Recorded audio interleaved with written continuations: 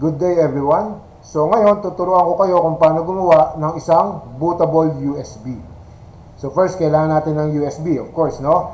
So depende yan sa size. Kung mga Windows 7 lang at maliliit na installer, pwede na yung 8GB na USB.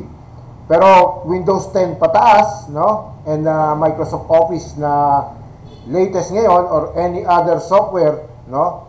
Na bago ngayon, na malalaki, kailangan natin at least 16GB capacity ng ating USB.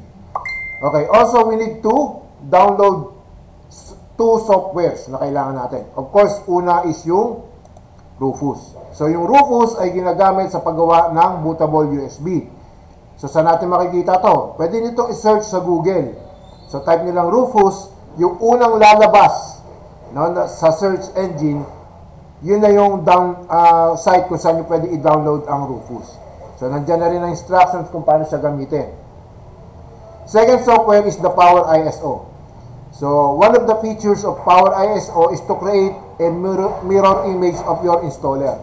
So, yun yung ISO file, no, na kailangan natin para makagawa ng isang bootable USB. Okay? So, ulitin ko, no, Rufus and Power ISO.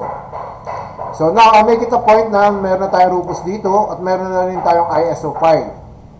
So, ang ginamit ko is Windows 7 kasi hindi kasya, no, sa aking USB. Yung Windows 10, malaki, no? So, ang kinuha ko lang muna is Windows 7. Just for demonstration purposes.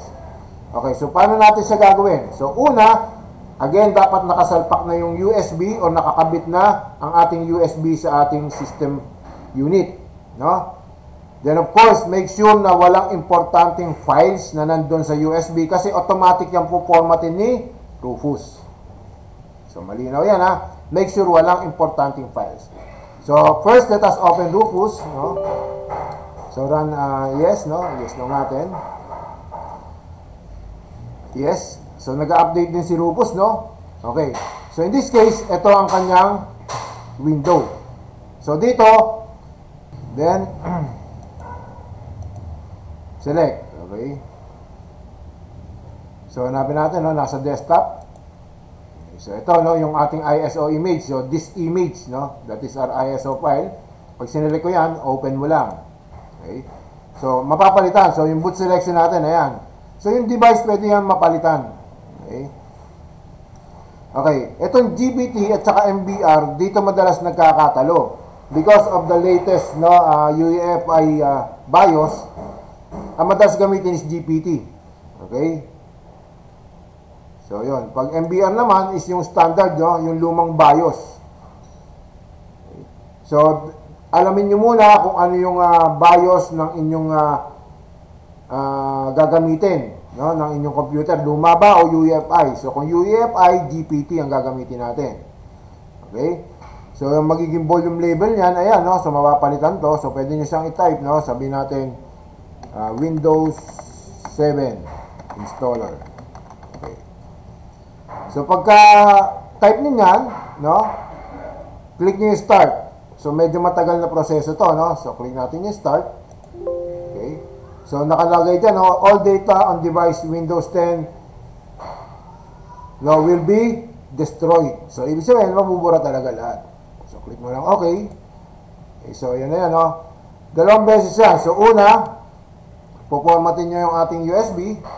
Okay, after formatting USB, ikakopy nyo na yung ating ISO file. So, kung mapapansin nyo, no, nakalagay dyan, copying ISO file. So, medyo matagal siya, no? So, aantayin lang natin. Okay, guys, pinas forward ko na, no?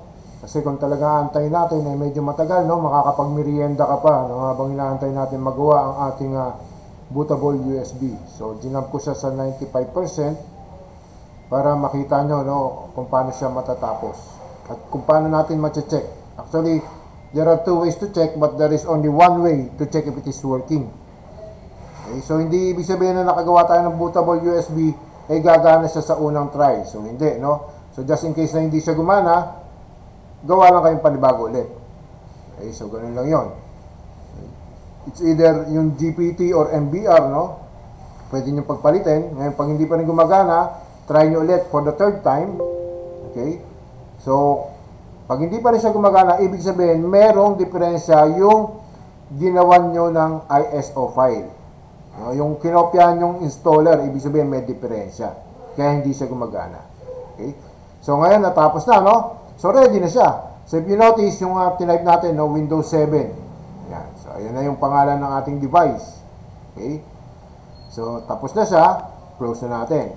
Okay. Para natin malaman yan, punta ka ng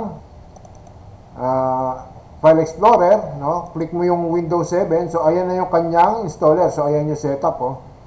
Okay? That is one way to check, no, kung na-copy na sa ating USB. Ngayon, para ma-check mo siya talaga, kung bootable siya, magpo-format ka ngayon. Okay? Using your bootable USB, which will be discussed in other videos. Kung paano gamitin ang bootable USB to format a computer. Okay. So, hanggang dyan lang muna ngayon. Stay safe and God bless.